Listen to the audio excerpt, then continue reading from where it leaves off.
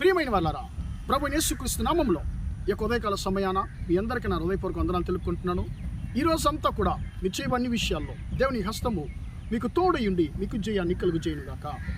మొదటి యోహాను 2వ అధ్యాయము 15వ వచనం సెలవిస్తుంది, ఈ లోకమునైనను లోకంలో ఉన్నవాటినైనను ప్రేమింపకుడి, ఎవడైనను లోకమును ప్రేమించిన ఎడల తండ్రి ప్రేమ వానిలో ఉండదు, వాని యొద్ద ఉండదు అనేటువంటి మాటను మనం చదువుతున్నాం.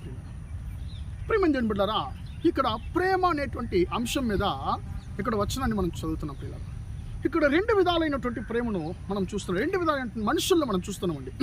మొట్టమొదటిగా దేవుణ్ణి ప్రేమించేవారు, రెండవదిగా లోకాన్ని, లోకంలో ఉన్న వాటిని ప్రేమించేవారు.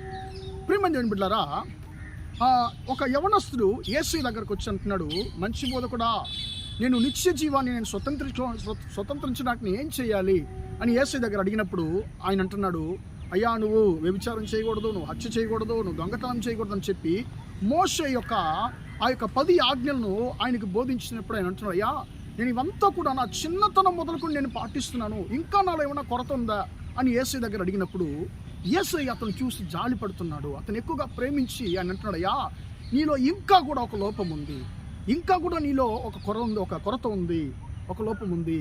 అదేంటంటే నీ ధనాన్ని నువ్వు ఎక్కువగా ప్రేమిస్తున్నావు.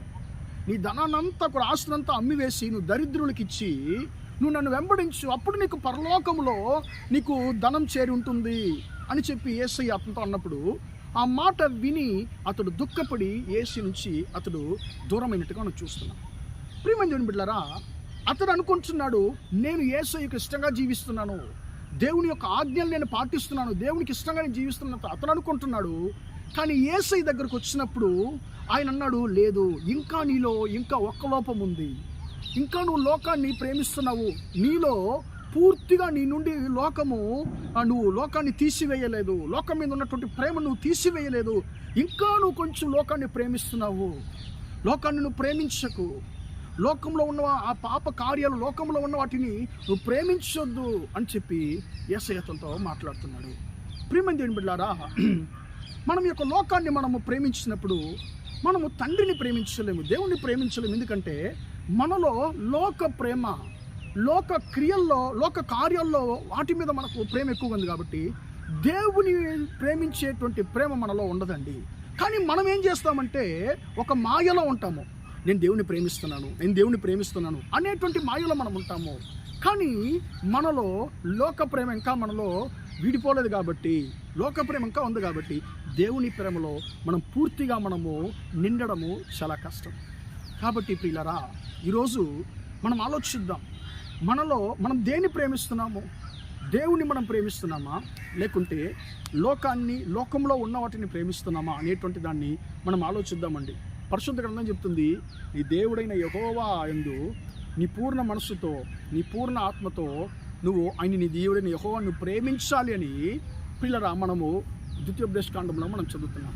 ప్రియమైన దేవుని బిడ్డలారా, మనం ఎవరిని ప్రేమిస్తున్నాము? యేసుని ప్రేమిస్తున్నామా, లేకుంటే లోకాన్ని ప్రేమిస్తున్నామా అనేటువంటి దాన్ని ఆలోచిద్దామండి.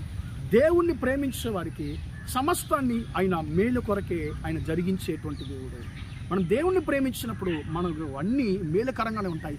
లోకాన్ని ప్రేమించినప్పుడు ప్రియులరా మనము మంచి మేళ్ళు మనం దేవుని ద్వారా పొందుకోలేము. కాబట్టి మనం ఒక్క ప్రార్థన మనం చేయబోతున్నాం, అయ్యా ఈ లోక ప్రేమను నా నుంచి తొలగించి నీ ప్రేమతో నాకు హృదయాన్ని నింపయ్యా, నిన్ను ప్రేమించేటువంటి తలంపు నాకు ఇవ్వయ్యా అని చెప్పి మనం దేవుని వైపు చూసి మనం మొరపెడదామని ప్రార్థన చేద్దాం.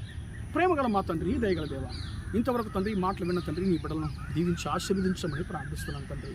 నీ బిడ్డలకు తండ్రి స్తోత్రం, హృదయంలో నిన్ను ప్రేమించేటువంటి ఆ ప్రేమతో నీ బిడ్డలకు హృదయాన్ని నింపండి తండ్రి. నిన్ను ప్రేమించేటువంటి వారుగా మేము ఉన్నప్పుడు నీ ద్వారా మేము మేళ్ళు పొందుకోగలమయ్యా తండ్రి. నిన్ను ప్రేమించే వారికి తండ్రి నువ్వు ఆశీర్వాదాలు ఇచ్చేటువంటి దేవుడు అయ్యా. నీ బిడ్డలు కూడా తండ్రి నిన్ను మాత్రం ప్రేమించి లోక ప్రేమ నుంచి తండ్రి దూరం కావడానికి, లోక ప్రేమను తండ్రి అయ్యా తన హృదయం నుంచి తీసివేసి తండ్రి నిన్ను ప్రేమించేటువంటి ప్రేమతో తనకు హృదయాన్ని నింపుకోవడానికి కృప ఇచ్చేయమని ప్రార్థిస్తున్నాను అయ్యా తండ్రి. నిన్ను ప్రేమించినప్పుడు తండ్రి మా యొక్క జీవితం దీవెనకరంగా ఉంటుంది.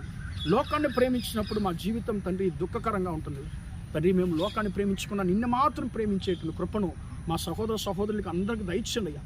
ఈ రోజంతా కూడా తండ్రి మా సహోదర సహోదరులు చేసే అన్ని విషయాల్లో మీ హస్తం తోడుండి వారికి జయాన్ని కలుగజేయమని యేసు నామములో ప్రార్థిస్తున్నాను తండ్రి.